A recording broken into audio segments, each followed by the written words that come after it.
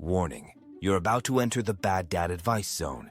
Everything you hear is for giggles only and as reliable as a chocolate teapot. Seriously, don't try this at home or anywhere else if you know what's good for you. Laugh, facepalm, but please don't follow this advice. Folks, you're in for a treat today. Stay tuned because I'm about to share the best bad dad advice you've ever heard. If you ever find yourself itching to win the neighborhood lawnmower race, here's exactly what not to do. It was a sunny Saturday morning when the idea first hit me. Our suburban enclave of Green Meadows was quiet, too quiet, and as I sipped my oversteeped tea looking out over the pristine lawns, a bolt of inspiration, or perhaps madness, struck me. Why not spice things up with a lawnmower race?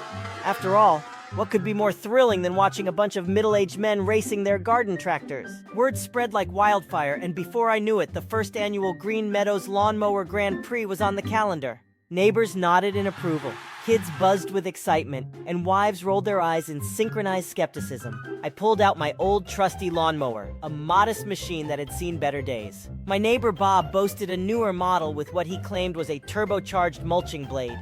I knew I needed an edge, something so spectacular, so outrageously innovative, that victory would be assured. And so, my grand plan began with what I called the turbo-boosted super slicer, a concept involving duct tape, an old vacuum cleaner, and several questionable modifications to the mower's motor. My wife raised an eyebrow as I dismantled the vacuum in the living room. Honey, maybe just racing the normal way would...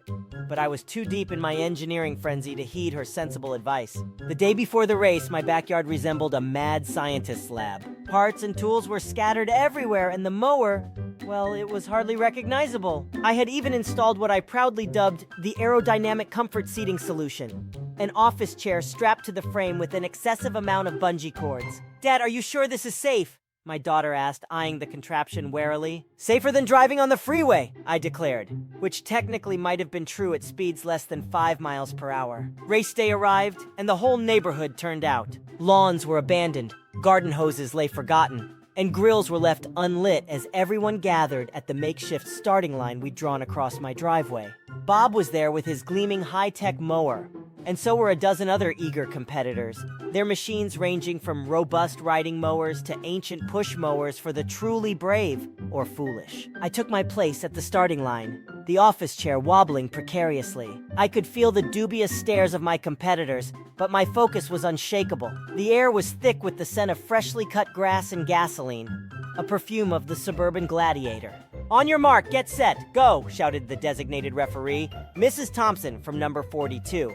Her voice carrying over the hum of engines. We lurched forward, a procession more comical than majestic. Bob shot ahead, his mower humming smoothly. I wrestled with the controls of my Frankenstein's monster, which had decided now was the perfect time to demonstrate its newfound ability to mow in reverse. Laughter erupted from the spectators as I struggled, spinning in circles before finally getting the beast under control. But then something miraculous happened. The vacuum attachment, intended to enhance speed, sputtered to life and began propelling me forward with surprising zest. I zoomed past confused neighbors and dogs barking in alarm and even overtook Bob, who looked as shocked as everyone else.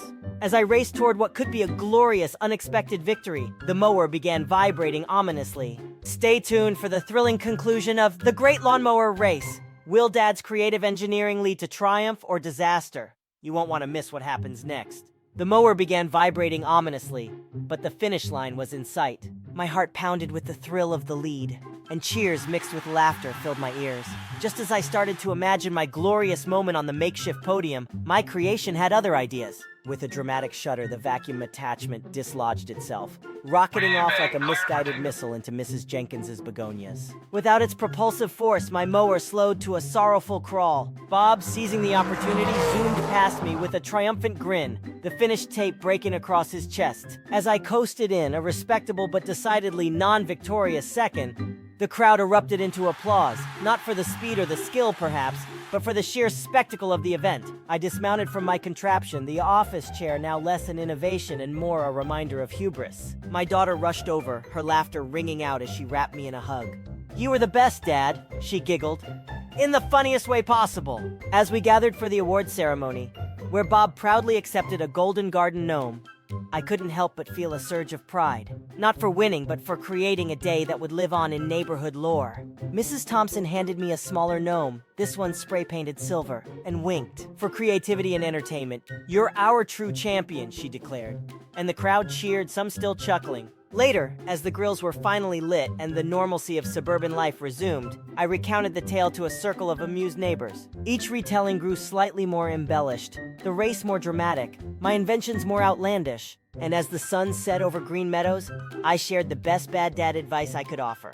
If you're going to race, make it memorable. Winning isn't everything, but making them laugh, now that's worth a trophy every time. Alright folks, that wraps up the epic saga of the Great Lawnmower Race here in the suburbs of Green Meadows. I hope you had as much fun watching as I did turning my lawnmower into a spectacle for the ages. Remember, if you ever think about entering a lawnmower race, just recall what happened here today, and maybe, just maybe, choose to ignore some of my more creative advice. But don't go just yet. If you enjoyed this adventure, make sure to hit that subscribe button and turn on notifications. We've got plenty more bad dad advice where that came from.